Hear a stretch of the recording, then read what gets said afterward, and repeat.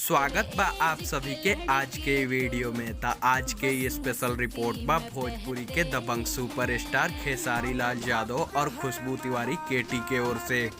आप सभी के बता दी कि भोजपुरी के दबंग सुपरस्टार खेसारी लाल यादव और खुशबू तिवारी केटी के आप सभी के बीच में बहुत ही शानदार और ज़बरदस्त हिंदी बोलबम के गाना टिप्स म्यूजिक भोजपुरी के ऑफिशियल यूट्यूब चैनल से रिलीज भइल रहा। जौना गाना के भोजपुरिया दर्शक लोग खूब पसंद कर रहा बा और जितना भी भोजपुरिया दर्शक लोग ई गाना के वीडियो के इंतजार करत रहे हैं वो लोग ला बहुत बड़का खुशखबरी बा।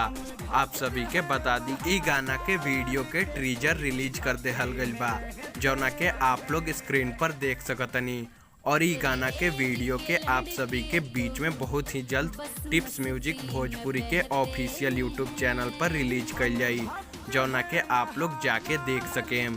तो आज के वीडियो में बस इतना ही। उम्मीद बाकी वीडियो आप सभी के पसंद आयल हो। वीडियो पसंद आयल तो वीडियो के लाइक कर दी, शेयर कर दी, कमेंट करी और चैनल पर नया बानी तो भोजपुरी सिनेमा से जुड़ल सभी खबर सबसे पहले देखे खातिर हमनी के चैनल के सब्सक्राइब कर ली।